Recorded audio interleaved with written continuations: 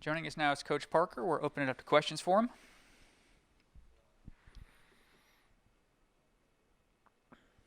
First up is Greg Hunter. So, Gerad, we just talked to Gerad Deggy, and he talked about his progress through the season. You've addressed it before, but what have you seen in terms of his progress from the beginning of the year to now? Yeah, I think from as we see it as a staff, and of course, I guess from my perspective, I would say you've seen a guy that's gained real confidence. I think it's easy to say you gain confidence by playing and doing those things, but the only way to gain real confidence is to have success. So Jared start to having some success at a high level in big games in a Big 12 setting, and I think anytime you're able to weather the storm and go through what he's gone through and the games he's played in, find success and continue to grow. And the biggest compliments to a quarterback, taking care of the football and gaining ground and help leading our offensive players. I just think that is the process of becoming a good player at that position. And in my opinion, I think he's really made steps in doing those things at the hardest thing to do in football, play that position.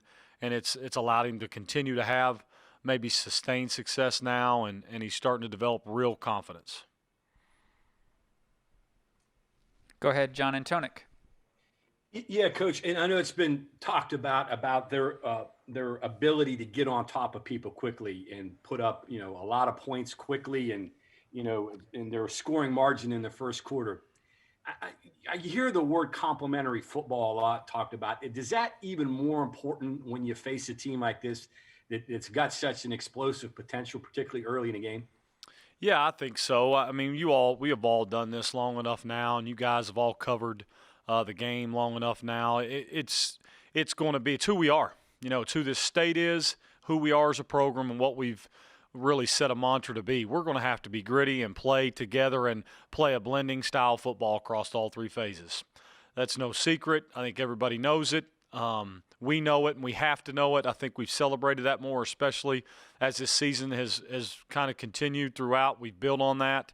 We're going to have to be gritty and play a very blending type of football through three phases and support each other through the tough problems and through the successes, and keep on fighting and keep on scratching and clawing to continue to do something that we're all very proud of in the product we put out on the field. There's no doubt about it. Go ahead, Ryan Pritt. Hey, Gerad. If there's one commonality in your three losses this year, it's been the struggle to run the football. I think if you look, you were under 100 yards in all three of those games. And here comes Oklahoma, who has the best rushing defense in the league. I know Letty's been beat up a little bit. You've had a couple linemen be beat up a little bit. Are you concerned about that on Saturday? And what do you do as a coach to try to make sure that you're at least reasonably good in the run game enough to keep ahead of the chains and move the football? Sure, it's a good question, good observation. There's no doubt as a staff we know what's been kind of a common thread in our three losses. Now, of course, you add in 2 turnovers by us on our offensive side that have equaled touchdowns. Sure didn't help, so that's probably more the glaring one. But, hey, we've got to run the football and get over 100 and do those things. I guess the stats would tell us that. Is there concern? There's always concern in finding ways to run the football week in, week out.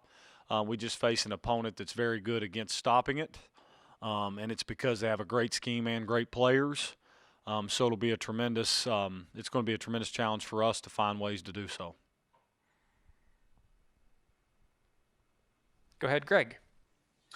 So, Gerad, that need to run the football, you and Neil all come from air raid backgrounds, but everybody with that background now seems to be turning that they got to be able to run the football, at least some, unlike, maybe days have passed. So when did that change come for you? Good point. I think that, honestly, I've said this, I think, earlier in the year, which it seems like 5 years ago after everything it's been to get through this season, right?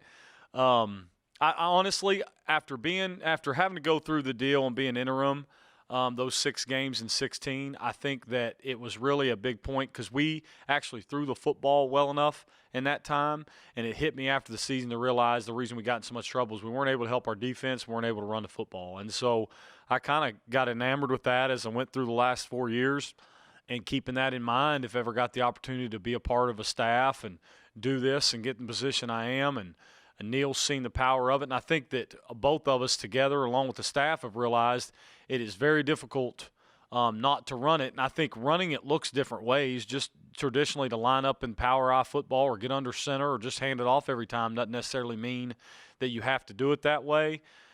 We just believe that you've got to find ways to run the football somehow, some way, and that can look many different ways. But there's just power in being able to hand it off.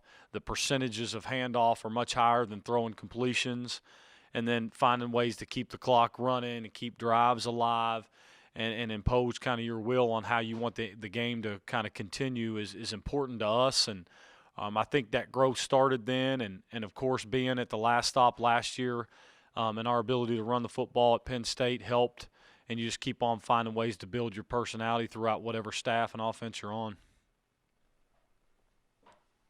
Next is Cody Nesper.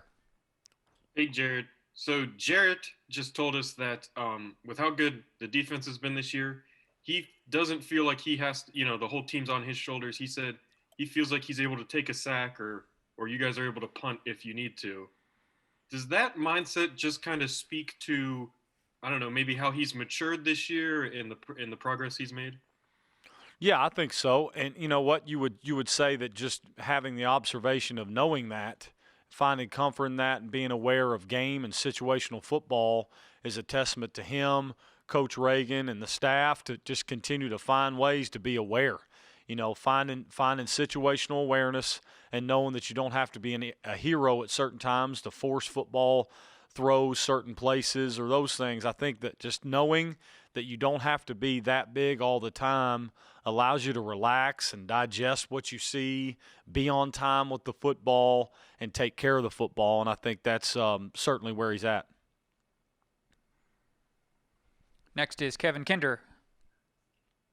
Coach, when you have a play or two in your game plan that's designed to work off something you've been doing all year, like TJ's first touchdown catch last week or Oklahoma's Godfather play that they ran in Bedlam Saturday, how important is it for the morale of your team that play hits and works? And if it doesn't hit, do you ever come back to it in that game, or do you say, okay, we gave that a shot, we're going on to our next option on our play sheet? Yeah, you know what? It's huge. It's like how Oklahoma started their games. When you get quick starts, usually that breeds a mental capacity to start thinking, hey, success is here, let's go get more of it. And certainly after you build on plays and stack plays together, I think it's important to continue to build on them. So we as a staff, you look at that play that especially the first one to TJ, you've got this plan in place. When those plans work, it establishes a sense of belief, right? So if anything, I think that's what's happened. Anytime you work on the certain things that we've wanted to improve on collectively throughout the whole year, when those things come to fruition, it establishes more morale, culture develops at a higher regard, confidence is built. There's no way to discard how is real confidence built? Success, and that's what we're building here from Coach Brown's belief and culture down, and this climb that we're on week in and week out has kind of worked out the way he's wanted to be because we have really established exactly a commitment to exactly what he's wanted us to do and improve upon. So in year 2, we're doing that, and so hopefully if you continue to fight for culture every day, Kevin, and you move forward, you build on it, that stacks into spring practice, bowl practice, you have a great summer, you go into year 3. There's no secret of how it goes, and hopefully we can keep this machine rolling the right direction. Go ahead, John.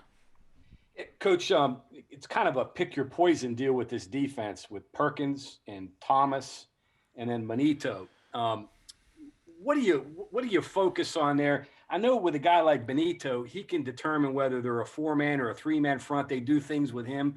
What do you see there from those guys, and what concerns you most about them? Yeah, I think what concerns us the most is their ability to change front, to shift the front, the angle and penetrating aggression of the front. Those things are the concerns and the things that we have to scale down and fight back against, to not give up penetration, run through, and those things they create. They're a very aggressive type style of defense up front. So our offense is going to have to fight against allowing them to be as penetrating, to be as disruptive, pre and post snap off those things. So that's what we're fighting against. They certainly have got a great personality of doing so, and our guys, we've got to continue to prepare for it all week to be ready for it. You know, real quick, high numbers for sacks and TFLs, but a lot of hurries. I mean, they're also getting there a lot too, even when they don't make plays. Yes, they are. We'll go to Mike Kazaza. Hey, Gerad, how's it going? Good. How are you? I'm doing great. Hey, you've had some developments at right tackle with Parker coming in, and then I'm guessing time off was good for Hughes and Mays because it sounded like they've been a little bit banged up. How does that look now? And can you maybe use one of those guys to give Brandon a break, or are you happy running Brandon out there as much as you have on the left side? Yeah, we feel strongly about those guys all getting better, and they have to. We have to everywhere on our offense, and those guys have been thrown in the fire, so to speak, and had to grow up fast. And it's really in the long run, it's going to help us and help them. So we'll continue to let those guys continue to grow at the right side, and we're going to let Yates continue his growth on his own at the left side and continue to get better. Okay, Coach, thank you very much for the time. Appreciate it. Hey, thank you all. Happy Thanksgiving.